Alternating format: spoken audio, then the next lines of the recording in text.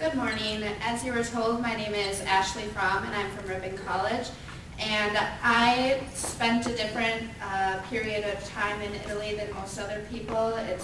It was officially the London-Florence program, but I only went to Florence for 3 months and I came back early and had a nice long summer.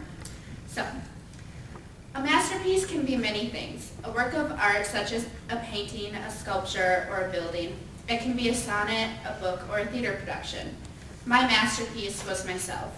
Living in Italy for 3 months was a process of making me. Starting from a new palette, I created a home for myself, learned a new language, taught myself how to navigate, how to establish bonds with people from across the world, and I created a world for myself in which I was the painter. My hometown is Florence, Wisconsin, which coincidentally was also the namesake of the city I came to find myself in. When I first met Professor Diane Mockridge, who is the person that encouraged me to take this trip and was also the visiting professor in Italy, she told me that I had to do this program as I was from Florence. This was the first moment that I became interested in Italy.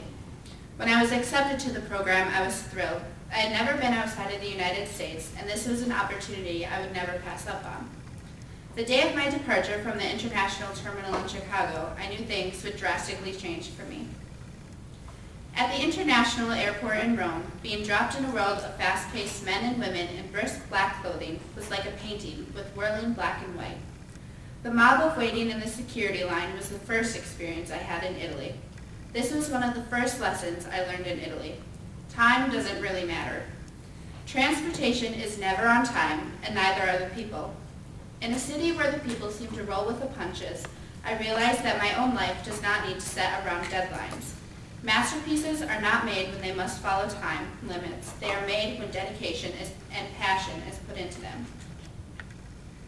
After missing my plane in Rome because nothing is ever on time, 5 hours later I arrived in Florence, a home away from home. A new canvas to put colors on and a new paintbrush to mix those colors into a masterpiece. The city welcomed me by intoxicating smells of gelato and pasta. Its architecture called upon me to admire it from the taxi. The home of Andrea and Daniela became my home for 3 months. While having our fabulous 3-course dinners together, we would discuss American culture. My host parents found out that I am Native American, and we had hour-long discussions. My relationship with my host parents became the undercoat of my masterpiece. Although not often noticed, it gives energy and breadth to a painting.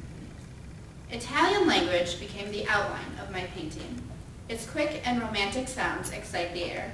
It was an easy language to pick up since every aspect of my life surrounded it. Luigi, our teacher at Lingua Viva, took us to many different places in the city and became a friend to all the students. He taught us that the Italian language has much more to do with the culture than the words. The gestures, the pronunciation, all became a part of me as much as the outline is to a painting. While navigating the cobblestone zigzag streets of Florence, I realized that it has much more to offer than the spectacular architecture and history of the Renaissance. While heading to our class in a palace, or going to our favorite gelateria, or even meandering the streets looking for a good bar, I found that being alone in a city can give a lot of insights into myself. I found that I can navigate as well as a GPS or someone with a map. I could ask for suggestions on the best place to shop, or even find the one place in Italy that served calzones the size of a rugby ball. As an American woman, the streets of Florence can sometimes be scary. Men offer advances that would never be heard in America. While sometimes it could be flattering, I also learned a valuable lesson on being seen as confident. Italian women have an air about them. They seem to know everything in the world and that they are the most beautiful women. This characteristic was adopted by me and several other women in our group. We all learned that this trait could serve us here and back home in America. The streets of Florence and all that came with them serves as a detail of my masterpiece. By following the narrow alleys and crossing the haphazard roads, you find details of your character or you build them. My favorite things about Florence were the museums and the architecture. Being in the presence of the David by Michelangelo, Brunelleschi's Duomo, Botticelli's Birth of Venus, or Il Zuccone by Donatello were perhaps the most defining moments of my visit to Italy. I had taken a survey of art class freshman year at Ripon, where I became acquainted with these works of art in a dark classroom on a PowerPoint, much like this one. However, being there and seeing them up close, they became real. They were a part of the world that I existed in. I could spend hours sitting in the shade of the Duomo reading an article about the life of the Medicis. It was fascinating to me that everything I did was in the presence of genius. Everything about Florence can be the inspiration for my masterpiece, from the sculptures, the buildings, the paintings, to the music. The final touch of my masterpiece came from an experience I had with two of my friends, Holly being one of them. For spring break, we decided to branch out together and go to Paris, France for the week. We planned for weeks, and when the day of traveling came, we were ready. Or so we thought. Our original 6 hours of travel time came to a total of 24. After getting lost on the way to the train station, even though we had lived in Florence for 3 months already, and then waiting for the late train, we were relieved to sit down for an easy trip to Milan. We hit several bumps in the road that would frighten most people, and eventually arrived in Paris. Exhausted. Some of the things we learned on this traveling experience prepared us for the week ahead.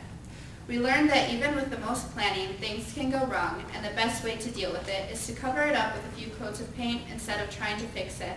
We made a great story to tell. The city of Paris was a perfect way to use all that we had learned in Florence. We were more than okay to live in a rather sketchy part of Paris because we knew that we could protect ourselves and that with confidence we would never have to worry about it. We would easily navigate the metro and manage a side trip out to the city of Versailles.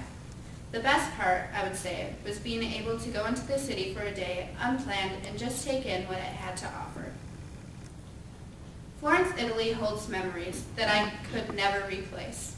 Its beauty and wonders created an environment in which I could make my own masterpiece. I could pull together all the aspects of my experience and paint a picture that I hope will influence others to undertake this magnificent journey. Thank you.